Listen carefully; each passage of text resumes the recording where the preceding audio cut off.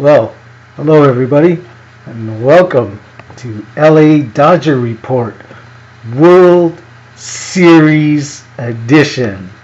Right on, huh? How about them Dodgers? Here we are, just hours away from first pitch, and I'm feeling it. I'm feeling good, I'm feeling ready, and I've been watching my old videotapes from the '88 World Series. I've been reliving the old glory. I was a college student when the Dodgers won the World Series back in '88, so I was lucky enough to have been around the last time the Dodgers came around. So here we are again, this time, one more time, let's win it all. And I busted out some of my lucky bobbleheads from '88. These bobbleheads are not from '88, of course, but they represent good old Tommy, who's going to bring us some good luck. These guys are hanging out in front of my TV. I put them out on my TV. You can see my TV shrine on my Twitter. If you follow me at OMSports42, you can see the photo of my TV shrine. I've got Tommy there, and I've got Gibby there. Here's Gibby, and his arm doesn't quite bobble, but vibrates. It's got like a vibrating thing going. Alright, that's supposed to be the fist pump. So these guys are here to bring good luck for the last time that the Dodgers were in the Big Fall Classic. So they're here to help us ring it in. I got a couple of quick predictions for us for the series. I've had a little bit of good luck. Last series, NLCS, I had called the series Dodgers in 5, and that's what happened. And I had also called Justin Turner as the MVP. He shared MVP honors, but I was lucky enough to have got that much right. So let's continue to go out on limbs and make a few more predictions, shall we? My prediction for best Dodgers starter in the series isn't Clayton Kershaw, but it's the other southpaw, Rich Hill, who seems to be able to come up very big. He's had near no-hitters. He's had near perfect games, and he's done really very well when needed. So my prediction, best pitcher of the series is going to be Rich Hill. My prediction for best reliever out of the pen is going to be, yes, Jansen. He's going to just be the madman, the big man who's going to shut them all down at the end. But the best middle reliever is going to be Kenta Maeda, who I regretfully predict is going to have to come in as a long reliever at some point during this series. But on the bright side, he's going to do very, very well and nail things down, and he's going to be the best middle reliever out of the pen. Best Dodgers bat for World Series is going to also be my pick for the MVP of the World Series, and that is Senor Tongue, Mr. Yasiel Puig. He is going to break out. He's been doing well all season, as we know, and he's been just on the cusp, just on the edge of breaking out through the past two series and through the past two division and championship series. But what I really am impressed by is in those past two series, when other guys were coming up with monster hits, big home runs, and so on, Yasiel Puig would come up with the opportunity to do the same thing. And instead of falling back into old habits, instead of letting that spotlight get the better of him, and instead of him jumping the gun, he's been patient, he's taken walks, he's taken base hits, doubles, taken what they've given him, and come out on top. And I think he's going to break out in this World Series. So he's my call for breakout bat and MVP. prediction, well, this series is really tough.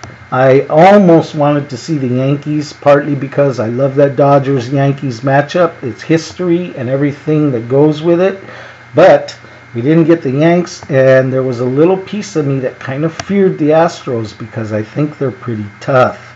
So I'm thinking either the Dodgers sweep this thing, which is a very real possibility, or it's going to be a dogfight.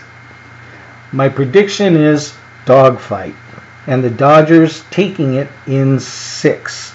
We're still going to win, but it's going to be hard fought. But we'll take it in 6.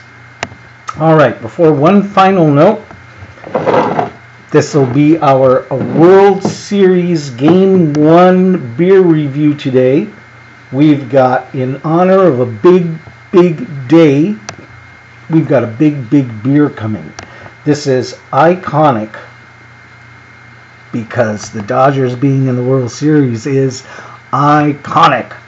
So we got iconic double IPA from our local brewer, Hangar 24, and let's check this baby out. This beer used, didn't that almost sound like a champagne pop?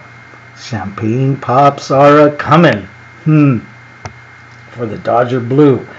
And also, check out Blue, Dodger Blue on the label as well.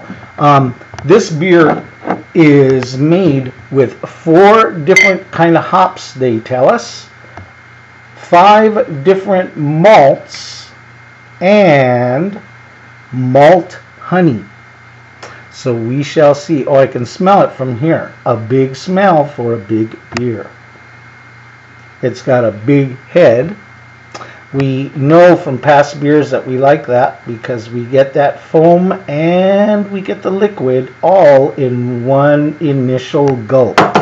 So here's to the Dodgers World Series 2017 Game 1 coming up. What a beautiful smell the World Series is. But also, this beer really is a beautiful smell. Very smooth. Smells like this is going to be a class act. Let's check it out.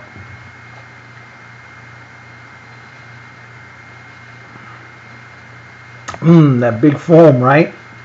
That foam just kind of touches you there initially on the lips, so you get that smoothness of the foam. And then that big beer comes in. This is a double IPA, so it's a big beer. 9% ABV, and I'll tell you what, lots of times these big alcohol beers, it's really hard for them to mask the alcohol. Sometimes it just tastes like cough medicine. Oh, it's, high alcohol, great, but tastes like medicine. That's no fun. This one is good.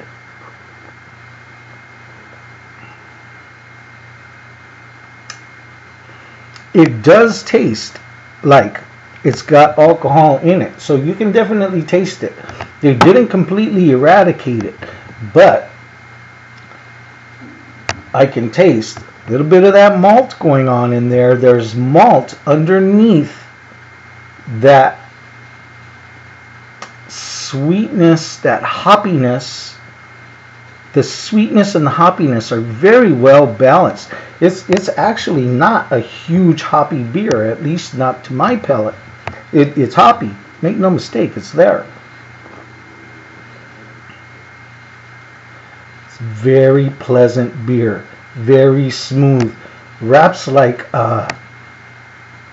beer velvet around the back of the tongue there. It just kind of wraps right around it like a beer velvet blanket. I'm liking this beer. This is very good. I enjoy it. It's a good omen for our Dodgers today. Now, my final note for today is a little bit of controversy that's being stirred in the World Series Dodger world today. Where is Agon? Agon is AWOL. Where's homie? He wasn't around for the championship series. We know that Agon got hurt and he was shut down for the close of the season. But he wasn't with his team during the NLDS, and we thought he might show up for the NLCS, and he didn't show up for that either.